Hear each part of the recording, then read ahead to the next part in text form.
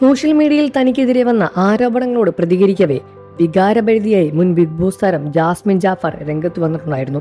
താൻ ചെയ്ത ആഡിൽ പറയുന്നത് തെറ്റായ വിവാദങ്ങളാണ്, ആളുകളെ തെറ്റിദ്ധരിക്കപ്പെടുന്നു എന്ന ആരോപണത്തോട് പ്രതികരിക്കുകയായിരുന്നു ജാസ്മിൻ. ഇതിനിടെ തന്റെ ഇപ്പോഴത്തെ മാനസികാവസ്ഥയെക്കുറിച്ചും ജാസ്മിൻ സംസാരിച്ചു.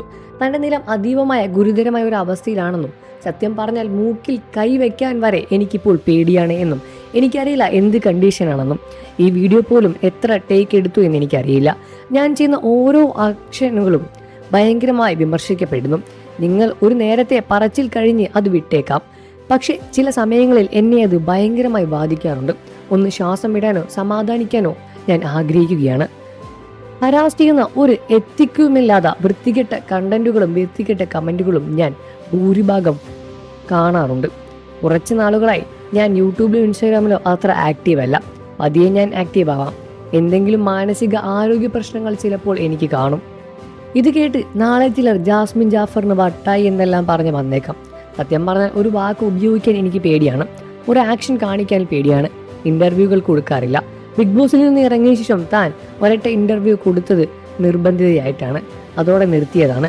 അതിനുശേഷം എനിക്ക് ഒരുപാട് ഇന്റർവ്യൂകൾ വന്നിട്ടുണ്ട്. 3.5 ലക്ഷം വരെ പറഞ്ഞ് എന്നോട് ഇന്റർവ്യൂ ചോദിച്ചിട്ടുണ്ട്. ഞാൻ കൊടുത്തിട്ടില്ല. എന്നെ കീറി മുറിക്കാൻ നിന്ന് കൊടുക്കാൻ വയ്യാത്തത് കൊണ്ട് മീഡിയയുടെ മുന്നിൽ അധികം പോയി നിന്ന് നാണം കെടാറില്ല. ഞാൻ അനാവശ്യമായ കണ്ടന്റ് നിങ്ങളുടെ അടുത്തേക്ക് ഞാൻ എത്തിക്കാറില്ല. എൻ്റെ പേഴ്സണൽ കാര്യങ്ങൾ പേഴ്സണലായി കൊണ്ടു നടക്കുന്ന ആളാണ് ഇപ്പോൾ ഞാൻ. എത്ര പേഴ്സണായാലും വലുത് എൻ്റെ മാനസിക ആരോഗ്യം തന്നെയാണ്. എന്നെ നിങ്ങൾ ഭീകരമായി ചിത്രീകരിക്കുന്നത് നിർത്തൂ എന്നും ജാസ്മിൻ ജാഫർ പറയുകയാണ്.